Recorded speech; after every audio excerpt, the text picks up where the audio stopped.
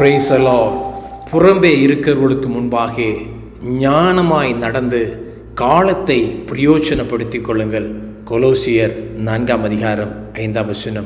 பிரியமான தேவ பிள்ளையே, அன்பு சகோதரனே, சகோதரியே, அண்ணா, தம்பி, தங்கச்சி, நமக்கு இருக்கிற ஒரே ஒரு வாழ்க்கை, நாம் அதை பிரயோஜனப்படுத்தி கொள்ள வேண்டும் என்று வசனம் சொல்லுகிறது. ஞானமாய் நடக்க வேண்டும் என்று வசனம் சொல்லுகிறது.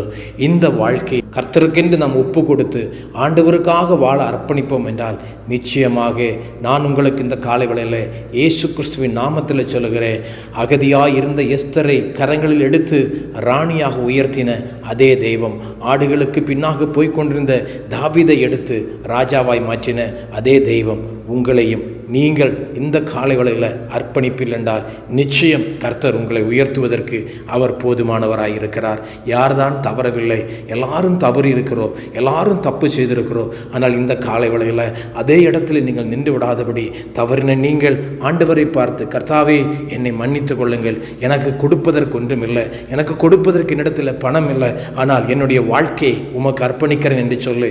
இந்த காலை வேளையில் இந்த சத்தத்தை கேட்கும் பொழுது நீங்கள் தேவகரத்தில் உங்களை ஒப்பு கொடுத்து பாருங்கள். உங்களை அவர் உபயோகப்படுத்த ஆரம்பிப்பார். அவர் தன்னுடைய வரங்களினாலே, தன்னுடைய அபிஷேகத்தினாலே, பரிசுத்தாவின் வரத்தினாலே உங்களை நிறைத்து நிச்சயம் அவர் உங்களை அநேகருக்கு ஆசீர்வாதமாக மாற்றிட முடியும். இந்த சத்தத்தை கேட்கிற யாராக இருந்தாலும் நீங்கள் இன்ஃபீரியாரிட்டி காம்ப்ளெக்ஸில், ஒரு தாழ்வு மனப்பான்மையில் நீங்கள் பின்தங்கி விட வேண்டாம். இந்த ஆண்டவருக்கென்று ஒரு அடி எடுத்து முன்பாக வைத்து பாருங்கள். இந்த ஆண்டவருக்கென்று நீங்கள் ஒப்பு கொடுத்து பாருங்கள். இந்த ஆண்டவர் உங்களை உபயோகப்படுத்துவார். நீங்கள் ஜெபிக்கும் பொழுது அற்புதம் நடக்கும். நீங்கள் ஆண்டவரை நோக்கி ஜெபிக்கும் பொழுது கர்த்தர் உங்கள் ஜெபத்தை கேட்பார். உங்களுடைய ஜெபத்தை கேட்டு அநேகருக்கு உங்களை ஆசீர்வாதமாய் மாற்றுவார். எனவே இருக்கிற இந்த ஒரு வாழ்க்கையை, எஞ்சி இருக்கிற கொஞ்ச காலத்தை ஆண்டவருக்கு நீங்கள் அர்ப்பணிக்க தயாராவீர்களா? உங்களுக்காக நான் ஜெபிக்கிறேன். மகா இரக்கமும் கருணையும் உள்ள நல்ல பிதாவே, ஆண்டவரே, உமக்கு முன்பாக வருவதற்கு எங்களுக்கு யோக்கியதையோ தகுதியோ இல்லை.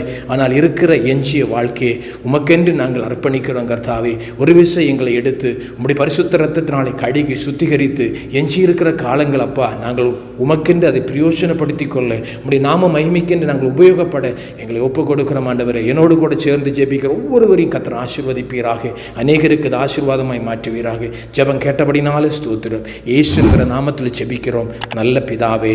ஆமென், ஆமென், ஆமென். God bless you.